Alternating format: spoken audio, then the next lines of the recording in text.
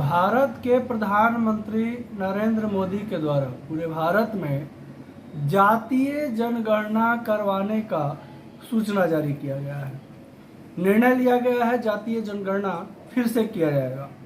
पिछली बार जातीय जनगणना कब करवाया गया था? उस समय ब्राह्मण, ओबीसी, राजपूत या भारत के जो भारतीय हैं उनका किस कास्ट का जनसंख्या कितना था जब पिछली बार जातीय जनगणना करवाया गया था। और इस बार जातीय जनगणना जो होने वाला है, जिसका निर्णय लिया गया है पीएम मोदी के तरफ से, इस जनगणना में आम आदमी को कौन सा कागजात बनवाने होंगे अपने जातीय जनगणना करवाने के लिए, क्यों ये कदम उठाया गया है, पूरा विस्तार से इस वीडियो में आप सभी को बताने वाले हैं। अगर आप भारत के नागरिक हैं, भारतीय हैं, तो आपके लिए ये वीडियो बहुत ही महत्वपूर्ण है। नमस्कार, आप देख रहे हैं बिहार वाले और हम हैं राज पांडे। भारत में जातीय जनगणना करवाने का मुख्य निर्णय लिया गया है, जिसे कुछ लोग इलेक्शन का ब्रह्मास्त्र भी कह रहे हैं।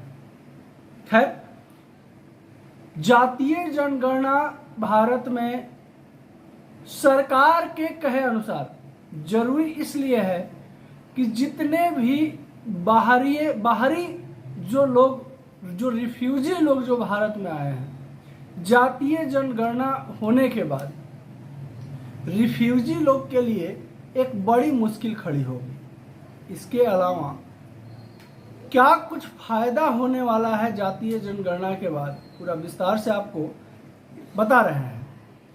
और साथ ही साथ देखिए, जातीय जनगणना में कास्ट सर्टिफिकेट और क्या कागजात आपको दिखाने पड़ेंगे, ये बहुत ही महत्वपूर्ण बात है। जातीय जनगणना का पूरा चर्चा इस वीडियो में करने वाले हैं। वीडियो थोड़ा सा लंबा हो सकता है, वीडियो में अंत तक बने रहेंगे। जातीय जनगणना संबंधित सभी शंकाएं आपके मन से दूर हो जाएंगी।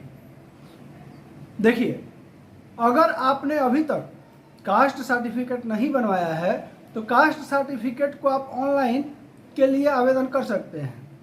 कैसे होगा आवेदन, पूरा प्रक्रिया पहले बताते हैं। फिर पिछली बार कब हुआ था कास्ट सर्टिफिकेट, जो जातीय जनगणना है, कास्ट जो जनगणना हुआ था वो कब हुआ था, उसमें किसकी जनसंख्या कितनी थी, सब कुछ बताएंगे इस वीडियो में आपको। पहले आपको बता दें कि कास्ट सर्टिफिकेट आपको कैसे बनवाना होगा।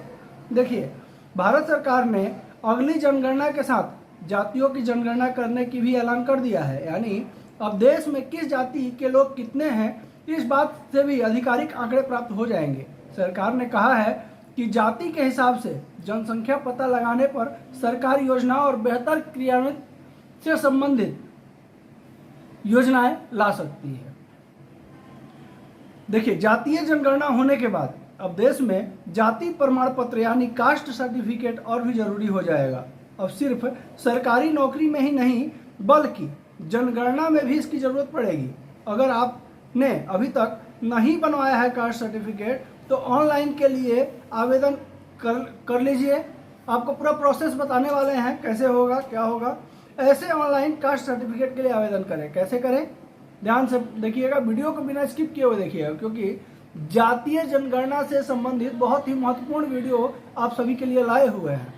देखिए, अगर आप अपने कास्ट सर्टिफिकेट यानी जाति प्रमाण पत्र के लिए ऑनलाइन आवेदन देना चाहते हैं तो अपने राज्य की वेबसाइट पर इसके लिए विजिट करना होगा। मसलन अगर आप दिल्ली में रहते हैं या अन्य किसी राज्य में रहते हैं तो आपको जो है उस राज्य का जो ऑफिशियल वेबसाइट है वहां आपको विजिट करना होगा।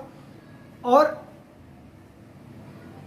इसके अलावा आप जिस भी राज्य में रहते हैं उस राज्य की वेबसाइट पे जाने के बाद अपने न्यू यूजर रजिस्ट्रेशन पर क्लिक करना होगा। इसके बाद आपको वहां आपको रजिस्टर करना होगा, जिसके लिए आपको इंफॉर्मेशन दर्ज करनी होगी, जिससे में आपका नाम, मोबाइल नंबर, ईमेल आईडी, आधार कार्ड और आपका एड्रेस जैसी डिटेल्स होगी।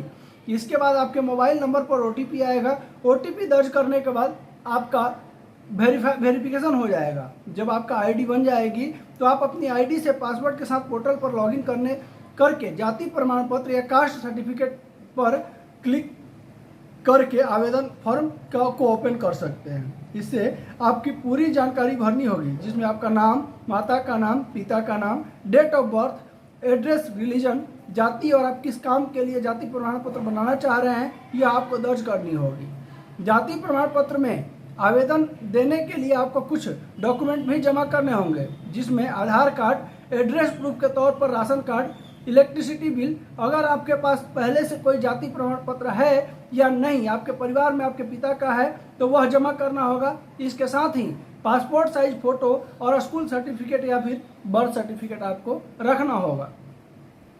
जब आप सक्सेसफुली आवेदन कर चुके होंगे तो आपको करने के बाद आपको एक एग्नोमेंट स्लिप मिलेगी, जिससे एप्लीकेशन नंबर लिखा होगा, जिससे आप आवेदन का स्टेटस चेक कर सकते हैं।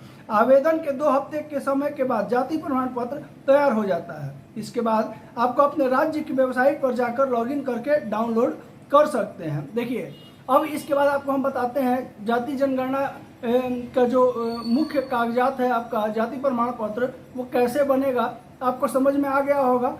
अब आपको बताते हैं कि पिछली बार जातीय जनगणना कब हुई थी और उस समय किस जाति के लोग कितने थे, ये बहुत ही महत्वपूर्ण बात है। देखिए, आखिरी बार जो है 1931 में जातीय जनगणना हुई थी, तब आज के पाकिस्तान और बांग्लादेश में भी भारत का हिस्सा हुआ करते थे।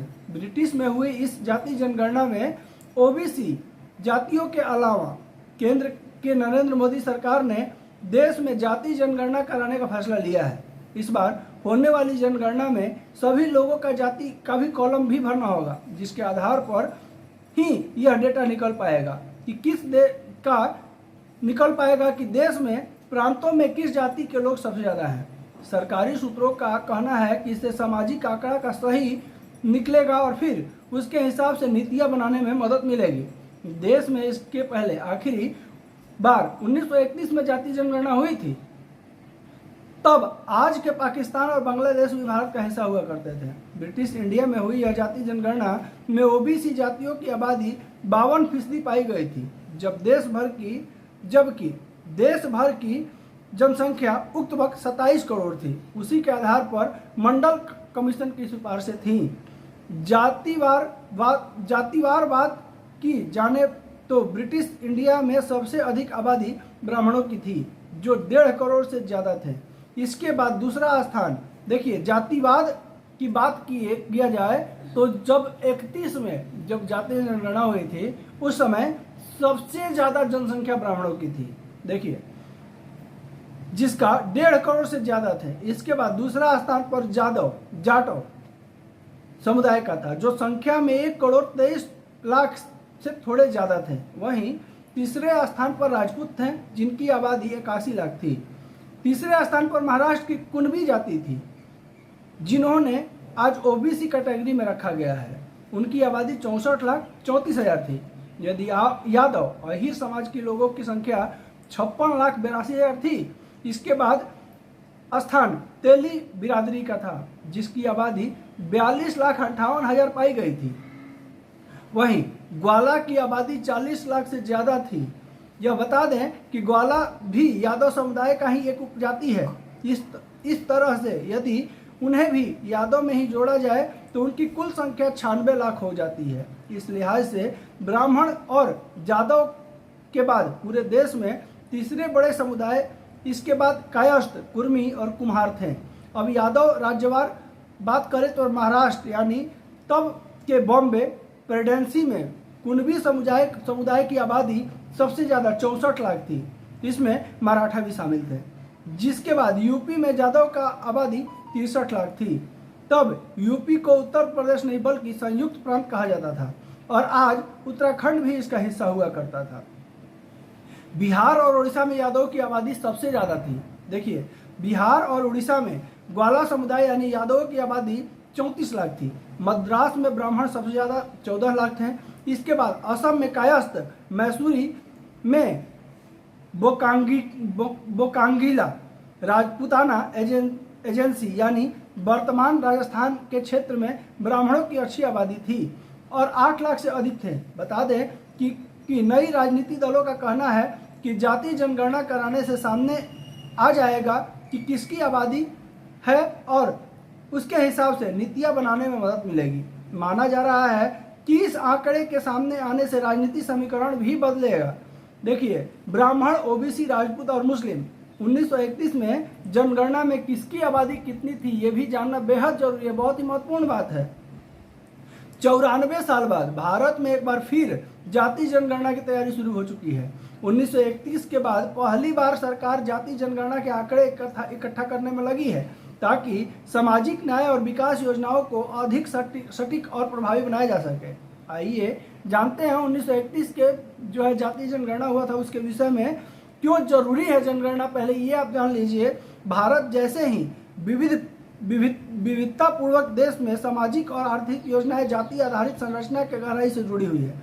आरक्षण को लेकर के विकास कार्यक्रमों तक तमाम योजनाएं जाति के आधार पर तय होती है। ऐसे में यह जरूरी हो जाता है कि सरकार के पास हर जाति का सटीक जनसंख्या का डेटा हो ताकि योजनाएं अधिक न्याय संगत और प्रभावी बनाई जा सके। 1931 में जाति जनगणना में क्या सामने आया था? देखिए, 1931 में की जनगणना में कुल जनसंख्या लगभग 27 करोड़ थी। इस जनसंख्या में कुल प्रमुख समुदायों के आंकड़े इस प्रकार थे। देखिए, बहुत ही महत्वपूर्ण बात है। नंबर 1, ओबीसी पिछड़ा वर्ग जिसे कहा जाता है, उनका 52% कुल आबादी का आधा से अधिक था। ब्राह्मण 1.5 करोड़ करीब 5.5% थी। यादव एससी 1.63 करोड़, राजपूत 81 लाख लगभग 3%, कुणबी मराठा सहित 64 लाख, यादव अहिर प्लस ग्वाला कुल 96 लाख, तेली 42 लाख, मुस्लिम 3.58 करोड़ 10-12%। राज्यवार जातिगत आधार पर स्थिति, देखिए हर राज्य का जातिगत स्थिति क्या थी। देखिए, महाराष्ट्र में जो है कुणबी और मराठा 64 लाख थे। उत्तर प्रदेश में यादव जो है 63 लाख थे। बिहार और उड़ीसा में यादव और ग्वाला 34 लाख थे। तमिलनाडु महाराष्ट्र में 14 लाख। राजस्थान